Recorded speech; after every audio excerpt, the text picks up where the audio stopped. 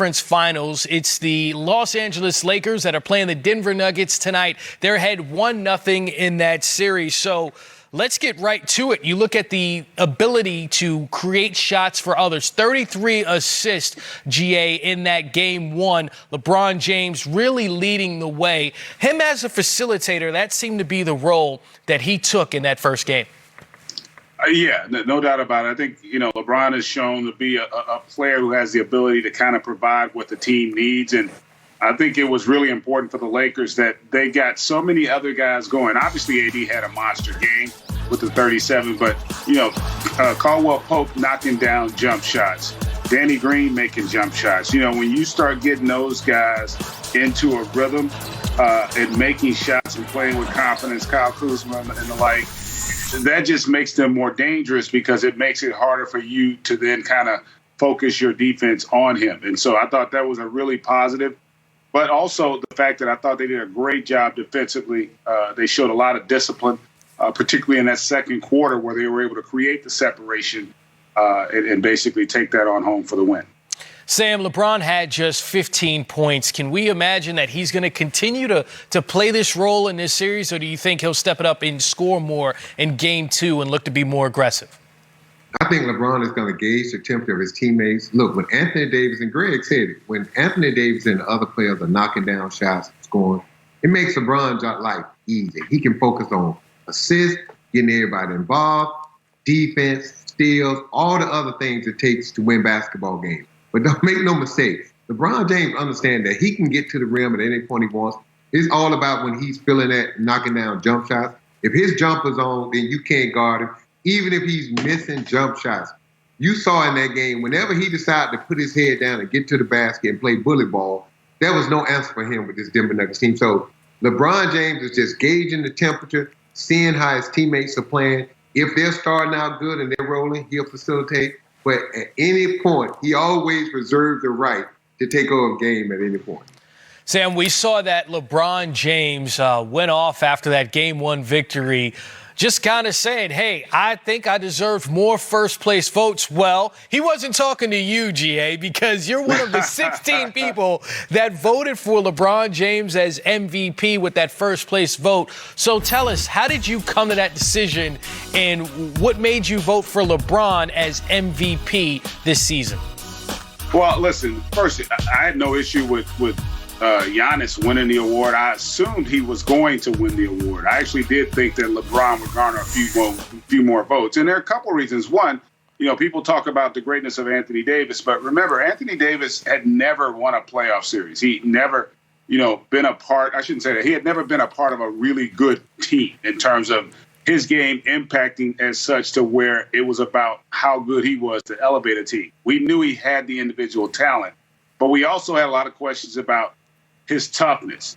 We've seen him miss a lot of games with nagging injuries. And I think you saw a different Anthony Davis this year. And you saw a guy that played through injury, that was there, who took his game in a lot of ways to another level. And I think LeBron played a big role in that in terms of his leadership. To me, a lot of it is about the intangibles. I mean, he had terrific numbers as well. But I think his ability to elevate guys, that's a part of leadership. That's a part of being valuable, right? And so that's how I looked at it when I made that decision for LeBron as the first, and I went with Giannis second. And I like I said, I knew Giannis would win it, but I felt like I had no problem casting a vote for LeBron because to me, he had been that valuable in terms of getting this Lakers team that had not been successful the last several years to a point now where we're looking at them as a potential world champion.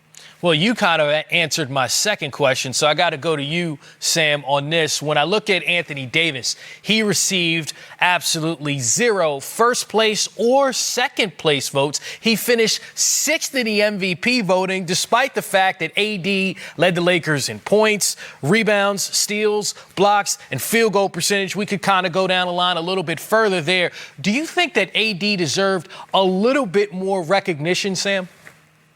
Yeah, I do. I had AD as my defensive player of the year. When you look at the Lakers, to me, they were the best defensive team overall from top to bottom for their complete season. I had Anthony Davis as my defensive player of the year. Yeah, he could have got some votes. And to GA's point, LeBron James probably figured he wasn't going to win the MVP. He was probably more shocked than anything that he only received 16 first place votes. But at the end of the day, look, whatever LeBron James needs to add more fuel to the fire to get that fourth championship, that's what he's going to do.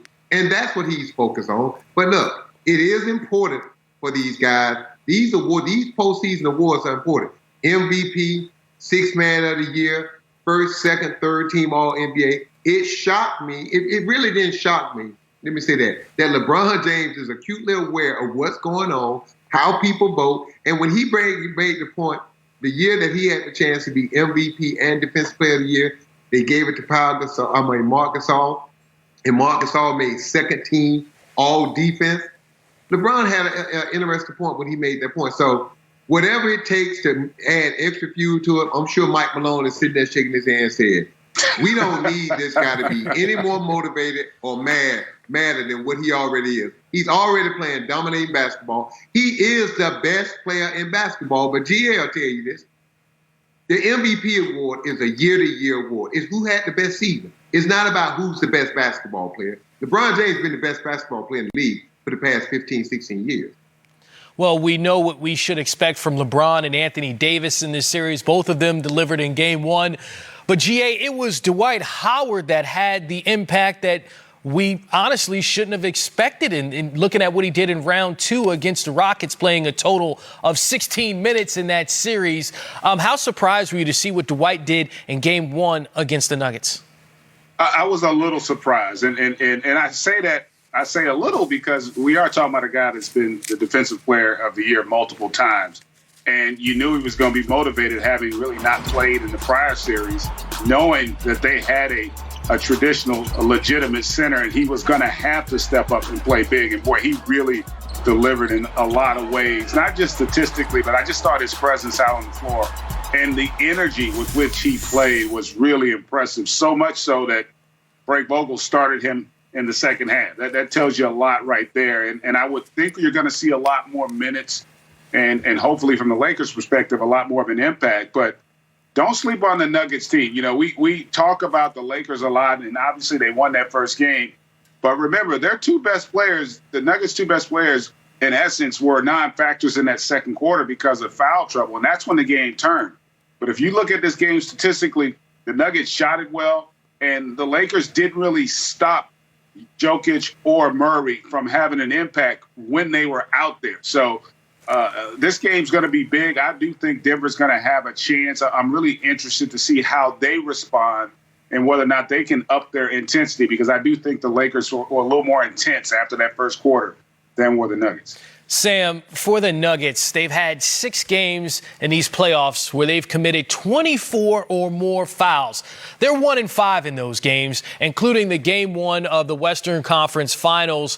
And Nikola Jokic, Jamal Murray both played under 30 minutes because of that foul trouble. So, as a head coach, how do you get your guys to commit less fouls going forward in this series? Move your feet. Stop reaching and grabbing. Get in the right position. Those guys know what to do. Look, the Lakers had just about the same amount of fouls that the Denver Nuggets had at the end of the game. This is the difference. The Lakers used their fouls, non-shooting fouls. They was physical at the point of attack. We talked about how Dwight Howard was physical with the Joker, moving him around. Yeah, the Lakers committed fouls, but they didn't make fouls in the act of shooting when Denver would shoot the basketball. The Nuggets were allowing the Lakers to get in the paint, drive to the basket, and they were fouling. And you watching these clips right here. These are fouls by the Denver Nuggets. Look, it's weird for me to say this. There's been some miscues, but this refereeing in the bubble has been fantastic. This has been some of the best officiating that I've seen. Yeah, there's been some miscues and some miscalls, but for overall, the refereeing has been good. The Denver Nuggets just need to come down off that sugar high and realize that going down 3-1 to this Laker team is not going to be the same as going down 3-1 to the Clippers or Utah, because two things. The Lakers may not have 3 guys on the all-defensive team, but as a team, they can flat out defend. And you know what Anthony Davis and LeBron James can do. So the Denver Nuggets, this is a big game for them. They don't have to win this game tonight, but they got to show up and play a lot better and instill a little fear in the Lakers. Because if they let the Lakers steamroll them tonight and the Lakers' confidence keep building, this series is going to get out of hand quick. Jay, is it shocking to you to hear Sam say that the officiating has been great? Because you played against him. You remember him as a head coach. I mean, to hear Sam Mitchell say that the officiating has been incredible, that has to be shocking. I had to do a double take. I didn't say great. I said good. Now, come on, slow your roll, young fella. You don't went to incredible. But I don't like Chris, him that much. Sam, when a coach says the officiating has been good, that's basically saying it's been great. Because you never, ever hear a coach say the officiating was good. But I think Sam made a really good point. To me, I actually think this is a win game for Denver. The other